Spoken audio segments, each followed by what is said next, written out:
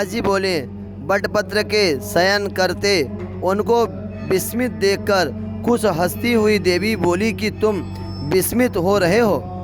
महाशक्ति के प्रभाव से तुम पहले विस्मित थे, प्रलय होने में बारंबार तुम प्रकट होते हो। वह पराशक्ति निर्गुण है और तुम और मैं सगुण हूँ, और जो सात्विक शक्ति है उनको मेरी शक्ति अर्थात मुझको दो। प्रजापति ब्रह्मा तुम्हारी नाभि कमल से होंगे, वह सब लोक के कर्ता रजोगुण से युक्त हैं। तब तपस्या करके अनुतम शक्ति प्राप्त होकर रज से सब जगत को रक्तवर्ण करेंगे। वह महामती सगुण 5 भूतों को उत्पन्न करके इंद्रिय और इंद्रियों के अधिष्ठात्री देवता और मन का सर्ग प्रकट करेंगे। इस कारण वह कर्ता कहे जाते हैं। हे महाभाग, तुम विश्व के उत्पादक और पालक हो। तुम्हारे भ्रू मध्य से क्रोध करने के कारण रुद्र उत्पन्न होंगे। वे महाघोर तप के तामसी शक्ति को प्राप्त होंगे। कल्पांत में वह भी संहार करने वाले होंगे। इस कारण मैं तुम्हारे पास प्राप्त हुई हूँ। तुम मुझको सात्विक शक्ति जानो। हे मधुसूदन, मैं सदैव तुम्हारे समीप में स्थित होंगी और मैं तुम्हारे हृदय में निवास करती हूँ, निरंतर करती रहूँगी। विष्णु बोले, हे देवी, मैंने पूर्व में स्फुट अक्षर से आधा श्लोक सुना है। हे वारारोहे, वह किसने यह परम शिवदायक रहस्य कहा है? वे वारारोहे, सो कहो, मुझको इस बात में संदेह है। जैसे दरिद्र धन को इस प्रकार उस श्लोक को बारंबार स्मरण करता हूँ। व्यास जी बोले, विष्णु के यह वचन सुनकर महालक्ष्मी हास्य रूप होकर वह चारुहासनी सुंदर वचन बोली। महालक्ष्मी बोली, हे विष्णु, मेरा वचन सुनो। हे चतुर्भुज, मैं सगुणा निर्गुणा हूँ, ऐसी मुझको नहीं जानते। हे महाभाग, तुमको उसको तुम जानो, उसने ही सब प्रकट किया है। उसको वेदसार पवित्र भागवत जानो। हे शत्रु निसूदन, हे मैं देवी की अपने ऊपर बड़ी कृपा मानती हूँ। हे सुव्रते, जिसने तुम्हारे हित के निमित्त यह परम गुह्य कहा है, मन में उनकी सदा रक्षा करनी चाहिए, उनको भूलना न चाहिए। महाविद्या ने सब शास्त्रों का सार प्रकाशित किया है, इससे अधिक त्रिलोकी में और कुछ जानने योग्य नहीं है। तुम देवी के प्यारे हो, इससे देवी ने तुम्हारे प्रति ऐसा वचन कहा है। व्यास जी बोले, इस प्रकार महालक्ष्मी देवी जी के वचन सुनकर भागवन ने उनको मंत्र मानकर हृदय में धारण किया है। कुछ समय उपरांत उनकी नाभि कमल से उत्पन्न हुआ ब्रह्मा जी दैत्यों के भय से व्याकुल हो भगवान की शरण हुए हैं। तब भगवान महायुद्ध मधु कैटभ को मारकर उसे आधे श्लोक का जप करने लगे।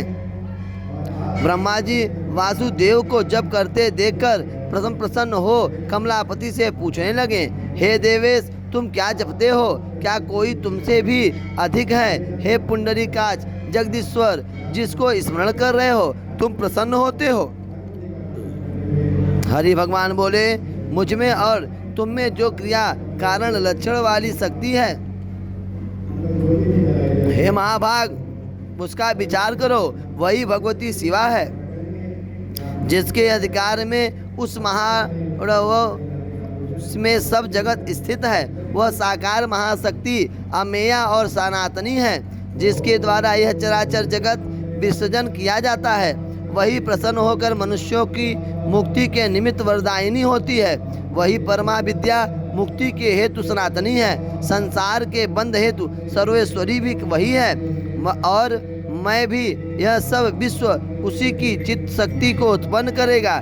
हे ब्राह्मण, पाप रहित इस प्रकार से जानो, इसमें संदेह जानना न करना न चाहिए। उसी ने जो आधे श्लोक में मुझसे भागवत कही है, द्वापर आदि युग में उसका व्यास द्वारा विस्तार होगा। व्यास जी बोले, नारायण की नाभि कमल से उत्पन्न हुए ब्रह्मा से विष्णु ने उस भागवत को कहा। उन्होंने महाबुद्धिमान पुत्र नारद जी से कहा, हे पुत्र सुखदेव, नारद ऋषि ने वह मुझे सुनाया, मैंने उसको 12 स्कंद में पूर्ण की है। हे महाभाग, आप इस ब्रह्म सम्मित पुराण का पाठ करो। यह 5 लक्षण युक्त देवी के उत्तम चरित्र वाला है। यह तत्व ज्ञान के रसों से युक्त, सबके निमित्त उत्तमोत्तम धर्मशास्त्र के समान पूर्ण वेदार्थ से युक्त है। वृत्तासुर के वध से युक्त अनेक व्याख्यान कथाओं से व्याप्त ब्रह्म विद्या का निधान संसार सागर की तारने वाली है। हे महाभाग, मतिमान, आपको इसको ग्रहण कीजिए, कारण कि तुम इसके योग्य हो। हे पुरुष श्रेष्ठ, यह पवित्र पुण्य भागवत नाम पुराण है। 18 सहस्त्र श्लोक से पूर्ण अज्ञान नाशक दिव्य ज्ञान रूपी सूर्य की बोधन करने वाली कथा है। सुख और शांतिदायक दिव्य दीर्घायुष करने वाली दिव्य सुनने पढ़ने वालों को पुत्र पौत्र की बढ़ाने वाली है। और लोम हर्षण पुत्र का यह धर्मात्मा मेरा शिष्य तुम्हारे साथ उस पौराणिक शुभ संहिता पाठ करेगा। सूत जी बोले, जब व्यास जी ने मुझसे और सुखदेव जी से ऐसा कहा, तब मैंने विस्तार से के सहित उस संपूर्ण पुराण को ग्रहण किया। सुख भी इस पुराण को ग्रहण कर व्यास के आश्रम में रहे और देवी भागवत में प्रतिपादित अर्थ संन्याश्रम के बिना स्वीकार किए। चित्त विक्षेपादि द्वारा अनुभव होने को समर्थ नहीं थे, सो किस प्रकार से संन्याश्रम पूर्वक वह तत्व मुझको प्राप्त हो, ऐसी चिंता करते हुए शर्म शांति को न प्राप्त हुए। जिस प्रकार से ब्रह्मपुत्र और वह एकांत से भी विकल शून्य से लक्षित होते थे, न आति भोजन और न उपवास में प्रीति करते थे, इस प्रकार पुत्र को चिंतित देखकर व्यास जी बोले, मानद पुत्र, तुम नित्य क्या सोचते रहते हो? क्यों व्यग्र हो? अधन जैसे ऋणग्रस्त होने से चिंता करता है, इस प्रकार से नित्य ध्यान में तत्पर रहते हो। हे पुत्र मेरे, रहते तुम क्या चिंता करते हो? यथा काम सुख भोगो, शोक को त्याग करो, शास्त्रोक्त ज्ञान का विचार कर विज्ञान में मति करो। हे सुब्रते, जो मेरे वचन से तुमको शांति नहीं मिली, तो हे पुत्र, तुम जनक पालित मिथिला नगरी में गमन करो। हे महाभाग, वह राजा तुम्हारे मोह का नाश करेगा। वह जनक नाम विदेह सत्य सागर बड़े महात्मा हैं। हे पुत्र, उस राजा के पास जाकर अपना संदेह निवृत्त करो। हे पुत्र, उनके तो योग्य वर्णाश्रम में धर्म छो। वह राजर्षि जीवन मुक्त ब्रह्म ज्ञान से में मतिवाला, सुचि, यथार्थवक्ता, शांत योगी, सदा योग्य प्रिय है। सूजी बोले, वो महातेजस्वी व्यास जी के वचन सुन कर अरणि संभव महातेजस्वी सुखदेव जी बोले, हे महात्मन, मेरे चित्त में यह वार्ता दम्भ रूपी विदित होती है और विदेह कैसे जीवन मुक्त राज्य करते हुए शांत हैं। हे पिता, यह जनक राजा बंध्या पुत्र के समान विदित होता है। ब्रह्मज्ञानी होकर विदेह कैसे राज्य करता है, यह मुझको बड़ा संदेह है। राजश्रेष्ठ विदेह राजा के देखने की मेरी इच्छा है। जल में प्रश्न पत्र के समान वह इस संसार में कैसे स्थित है। हे तात, विदेह पर मेरा यह बड़ा संदेह है। हे तात, क्या वह सौगत नास्तिकों के समान देहपात को जैसे वे मोक्ष मानते हैं, चरवाकादि तद्वत वह राज्य भोगों में सुखी हुए यावत जीव सुख अनुभव करते हुए जीवन मुक्त है। मुक्त अमुक्त कैसे हो सकता है? कृत्य अकृत्य कैसे हो सकता है? हे महामते, इंद्रियों का व्यवहार कैसे त्याग हो सकता है? माता, पुत्र, भार्या, भगिनी, व्यभिचारिणी, इनमें भेदाभेद किस प्रकार से नहीं हो सकता? जो इनमें भेदाभेद हो तो मुक्ति कैसे हो सकती है? कड़वा, खारा, तीखा, कसैला, मीठा यह जीवा जानती है। श्रेष्ठ भोगों को भोगती है। शीत, उष्ण, सुख, दुख आदि का भी ज्ञान है। हे पिताजी, तो फिर किस प्रकार से मुक्ति है? तो वह मुझे बड़ा संदेह है। शत्रु मित्र का परिज्ञान सदा बैर और प्रीत का करने वाला है। फिर क्या राजा इनके व्यवहार में स्थित नहीं होते? चोर और तपस्वी को किस प्रकार समान मानते हैं, और जो असमान बुद्धि हो तो वे तात फिर मुक्तता कैसे हो सकती है, कैसे हो सकती है? मैंने तो कोई जीवन मुक्त राजा नहीं देखा है। हे तात, यह राजा मुझे शंका दे रहा है कि राजा घर में स्थित हुआ कैसे मुक्त है। उस राजा के गुण श्रवण कर मेरी बहुत देखने की इच्छा हुई है। संदेह निवृत्त निमित्त नितला को जाता हूँ।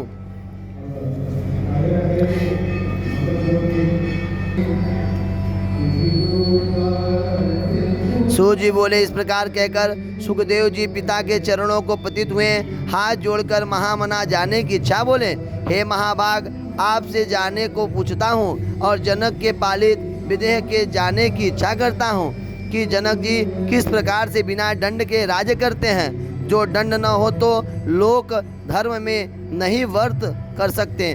धर्म का कारण दंड है, ऐसा मनमान दीन ने पहले कह रखा है। हे तात, वह कैसे वर्तता है, यह मुझे बड़ा संदेह है। यह मेरी माता बंध्या है, यह चेष्टा तो ऐसी विदित होती है। हे महाभाग, आपसे पूछकर मैं जाता हूँ। सूत जी बोले, व्यास जी सुखदेव को जाने में तत्पर देखकर आलिंगन करके ज्ञानी निस्पृह दृढ़ से बोले। व्यास जी बोले, हे सुख, तुम्हारा मंगल हो, तुम दीर्घायु हो। हे तात, मेरी सत्यवाणी सुनकर फिर आऊँगा, ऐसी प्रतिज्ञा देकर सुखपूर्वक जाओ और जाकर वहाँ से मेरे आश्रम में आओ। हे पुत्र, तुम और कहीं मत जाना। हे पुत्र, मैं तुम्हारे मुख कुमल को देखकर सुख से जीने की इच्छा करता हूँ। पुत्र, तुम्हारे देखने बिना मेरे प्राण दुखी होते हैं। हे पुत्र, जनक को देखकर संदेह को निवृत्त करके यहाँ आकर वेदाध्ययन करते हुए सुख से अनेक देश को दिशावर्ती लोकों को देखते, वन वृक्ष फलते हुए क्षेत्रों को देखते, तप करते हुए तपस्वी और दीक्षा से द्विज याजकों को योगाश्रम में रक्त योगी और वनवासी वानप्रस्थों को देखते हुए शैव पाशुपत और शाक्त वैष्णव इन अनेक धर्म वालों को देखते हुए मुनि गमन करने लगा। वह महामती 2 वर्ष में मेरु का उल्लंघन करके और 1 वर्ष में हिमाचल का उल्लंघन करके मिथिला में के प्रति प्राप्त हुआ। मिथिला में प्रवेश करके उत्तम सिद्धि को देखते हुए जहाँ की प्रजा सब सुखी सदाचार वे संपन्न थे, वहाँ द्वारपालों ने उनको निवारण किया कि तुम कौन हो, कहाँ से आए हो, क्या तुम्हारा कार्य है। ऐसा पूछने पर इन्होंने कुछ उत्तर न दिया और नगर के द्वार देश में गमन करके मार्ग को छोड़ करके अश्राणु के समान अचल विस्मित हंसते हुए स्थित रहें और कुछ न बोले। प्रतिहार ने कहा, हे ब्राह्मण, कहिए आपको मूक हैं, क्यों इस स्थान पर आए हैं। बिना कार्य कोई चलता नहीं, ऐसा मेरा मानना है, विचार है। ब्राह्मण बोला, इस नगर में राजा की आज्ञा से ही प्रवेश करना होता है, बिना कुल सील जाने यहाँ प्रवेश नहीं है। तुम अवश्य कोई वेद ज्ञाता तेजस्वी ब्राह्मण विदित होते हो, मुझसे कुल और कार्य कहकर अवश्य चले जाओ। सुखदेव जी बोले, जिस निमित्त यहाँ आया था सो तुम्हारे वचन से प्राप्त हो गया, अर्थात राजा ज्ञानी नहीं है कि हम सरीखों का भी विदेह नगर में प्रवेश दुर्लभ है। यह मेरी दुर्बुद्धि का मोह था, जो 2 पर्वतों का अतिक्रमण करके राजा के देखने की इच्छा से पर्यटन करता आया हूँ। हमारे पिताजी ने राजा को ज्ञानी कहकर मुझे वंचित किया, इसमें किसी का दोष नहीं है। दोष किसका दोष दें? महाभाग, कर्म से ही हम पृथ्वी में भ्रमण करते हैं। पुरुष को, धन को, आशा को ही भ्रमण कराती है, सो मुझको कहीं नहीं है तो भी मैं भ्रम से यहाँ प्राप्त हो गया था। यदि मोह में मंजित न हो तो निराशा वाले को नित्य सुख है। हे महाभाग, मैं निराशा होकर भी मोह सागर में मग्न होता हूँ। कहाँ करूँ मेरु, कहाँ मिथिला, और परसों आना मेरा भ्रमण का क्या फल है। विधाता ने मुझे वंचित किया, शुभ का अशुभ प्रारब्ध भोगना पड़ता है। यह प्रारब्ध का भोग है, उद्यम उसी के वंश में है जो अपने अधीन है। यह तीर्थ और वेद भी नहीं है जिसके निमित्त मेरा आश्रम होता है। विदेह राजा के तो पूरम में प्रवेश ही नहीं होता, अर्थात जहाँ राजा रहता है वहाँ प्रवेश ही नहीं है। ऐसा कहकर सुखदेव मौन हो विराम को प्राप्त हुए। प्रतिहार ने जाना कि यह कोई ब्राह्मण श्रेष्ठ ज्ञानी है। तब द्वारपाल मुनि ने सामपूर्वक कहने लगा, हे ब्राह्मण श्रेष्ठ, तुम्हारा जहाँ तुम्हारा कार्य हो यथा वहाँ यथेष्ट गमन करो। हे ब्राह्मण, मेरा अपराध है जो मैंने आपको निवारण किया है। महाभाग, वह क्षमा कीजिए, विमुक्तों को क्षमा की बल है। सुखदेव जी बोले, द्वारपाल, इसमें तुम्हारा दोष नहीं है। तुम सदा परतंत्र हो। सेवक को यथोचित प्रभु का कार्य करना चाहिए।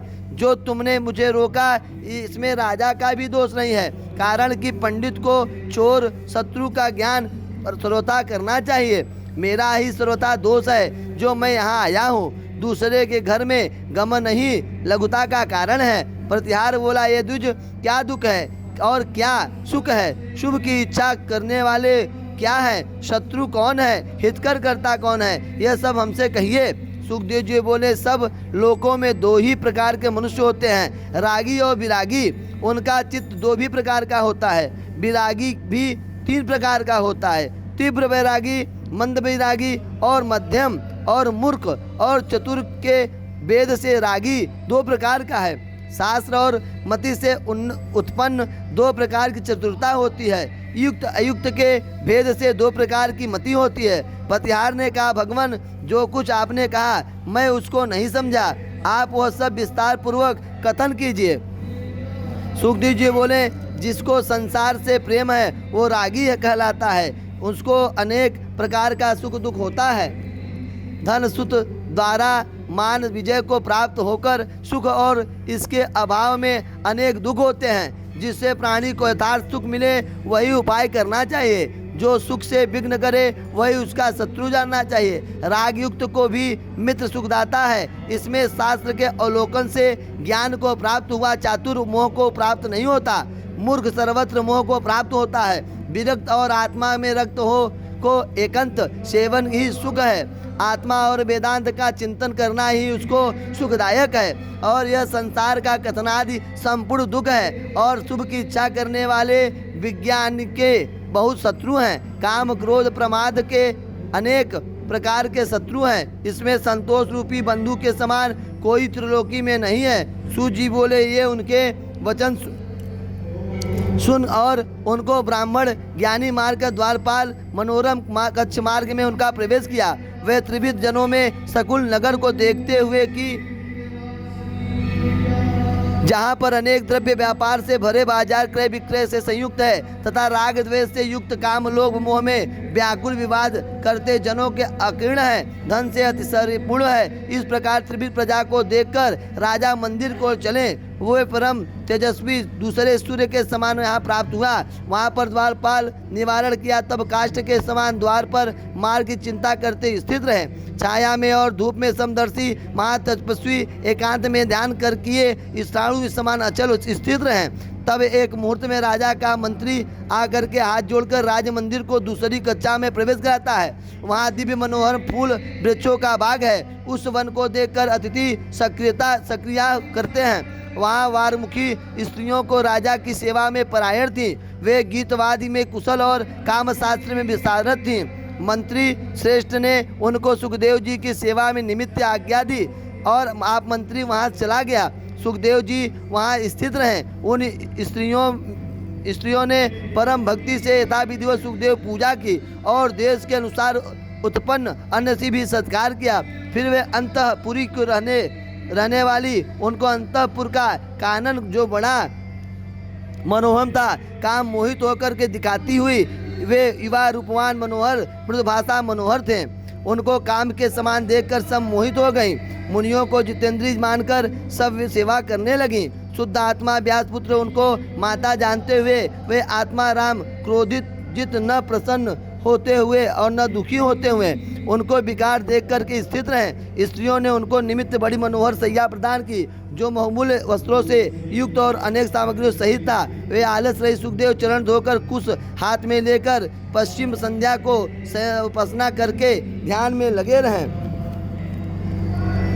एक पहर ध्यान करके उपरांत शयन करने गए। दो पहर शयन कर फिर उठ गए थे और फिर पिछली रात में भी ध्यान करने लगे। स्नान उपरांत प्रभात किया। फिर सावधान हो स्थित हुए। इति देवी भागवत महापुराणे प्रथम स्कंद भाषा टीका सप्तमो अध्याय समाप्त।